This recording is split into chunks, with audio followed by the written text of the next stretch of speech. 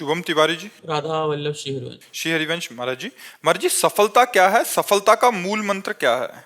क्या हमारी मानी हुई मान्यता की पूर्ति ही सफलता? मनुष्य जीवन के बंधन से मुक्त हो जाना सफलता है।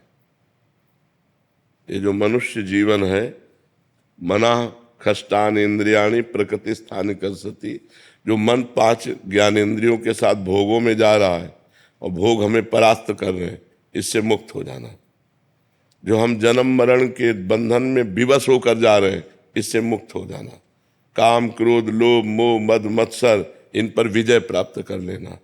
तो ये मनुष्य जीवन के बंधन से मुक्त हो जाना, भगवान की प्राप्ति करना, ये सफलता है। और इसका मूल जो मंत्र है वो भगवान का नाम है, क्योंकि उसी से बुद्धि शुद्ध होगी, उसी से पाप नष्ट होंगे, उसी से आपको आत्मबल मिलेगा, तभी आप इस मार्ग में चल पाएंगे। तो प्रेम मूल यह नाम है। प्रेम का मूल, ज्ञान का मूल नाम ही है। जितना जो नाम जप करता है उतना ही ज्ञानी हो जाता है, उतना ही प्रेमी हो जाता है, उतना ही वो संसार से विजय प्राप्त कर लेता है। और भजन नहीं है तो केवल बुद्धि का विलास मात्र है, वो माया पर विजय प्राप्त नहीं कर सकता, वो इन विकारों पर विजय प्राप्त नहीं कर सकता, वो इन विकारों में ही बार बार गिरता रहेगा। समझ पा रहे हैं आप? नाम जप की चाह कैसे प्रकट होती है? नाम जप से ही हो जाती है। जब हम बार बार नाम जप करते हैं तो हमारी चाह भी नाम ही प्रकट कर देता है। नाम जपने वाले को कुछ भी और अन्य साधन की जरूरत नहीं, वही चाह प्रकट कर देगा, वही रुचि प्रकट कर देगा, भगवान के मिलन की चाह पैदा कर देगा, भगवान को मिला देगा।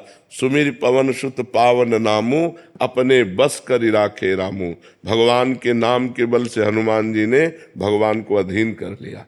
भगवान के भजन में बहुत बल है।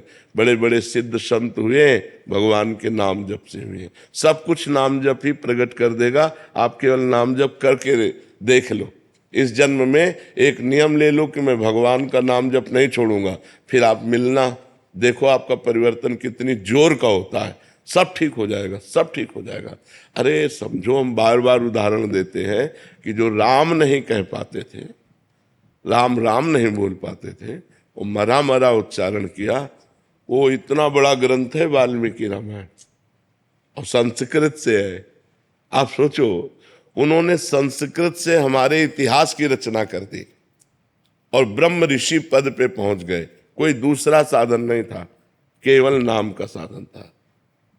केवल भगवान के नाम से ध्रुव संगलान जप्यो हरिनाऊ, पायो अचल अनुपम ठाऊ। ध्रुव ने ग्लानि युक्त होकर, माता ने थप्पड़ मार के, तुम पिता के सिंहासन पर बैठने के तब अधिकारी हो गए जब मेरे गर्भ से, जो भी माता थी ना, उसने 2 पत्नी थी, सुनीति और सुरुचि।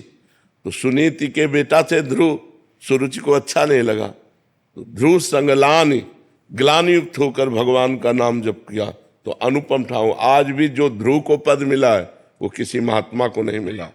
5 वर्ष का बालक ठान लिया नाम जप, भगवान की प्राप्ति कर ली।